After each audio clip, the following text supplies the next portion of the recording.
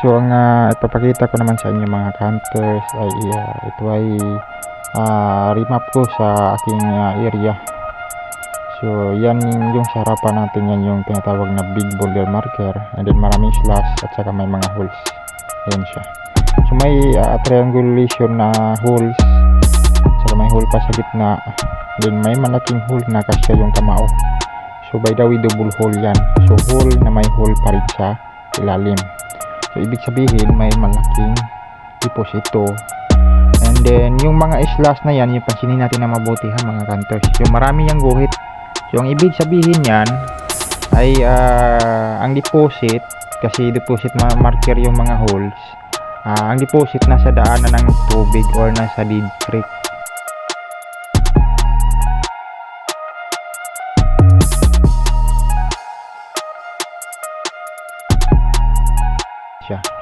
So may tatlong deposito. So yung ibang hole na yan ay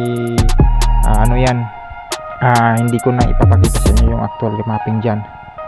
So yan lang ipapakita ko sa inyo yung triangulation na load. So sa ibaba niya, ayan, so may dalawang cutted eye. So ayan siya. So cutted eye yan, parang mataba na may tabas. So pero dalawa, ibig sabihin dalawa yung small deposit or maliit na deposito or tinatawag na shallow deposit. Ayan siya. Tapos may hole pa, so naka-triangle, no? Pansinin natin yan, sa ibaba ng dalawang cutted eye may isang hole. Ayan.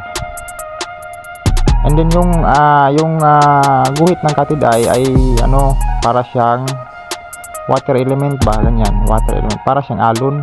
Ayan. So water element. So confirm na nasa dead creek ang deposito mga hunters. Ayan. So sa gilid naman, ito ay stone map.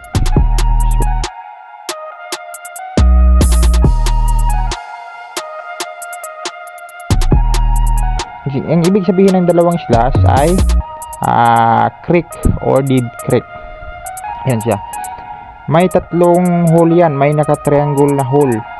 So in short, triangulation. So yan ay indication ng deposit marker or deposit marker. Nasa creek, may sa gilid ng creek may opening, so dalawa. So nasa gilid at saka may malaki deposito. And then yung sa gitna ay something special. And then dyan sa sa east side may triangular hole or hole na naka-triangle. May dalawang maliit at isang malaki. So by the way, ito yung isang deposito na na-trace natin. Hindi ko na ipapakita sa inyo lahat ng mga markers kasi mahaba na itong video na ito. So yung marker dyan ay manji marker or swastika. So manji, so temple. Kumbaga yung na-detect natin ay yan ay ritual deposit. So yan. So ito yung pangalawang deposit mga hunters.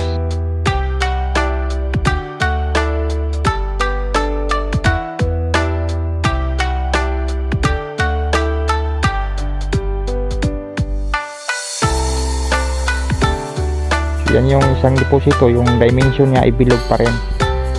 So nandun yung isa. So yan, naka-straight yung dalawa, malapitan lang yung dalawa. And then yung isa, yan yung sinasabi ko sa inyo na may dalawang maliit na deposit at saka may malaki. So bilog pa rin yung dimension. So parang drum deposit yan, malaking drum. Ayan siya. Yan yung dimension ng deposito or medyo malaki. Ayan siya. Ayan. So malakas yung detection dyan kasi malaki yung deposit.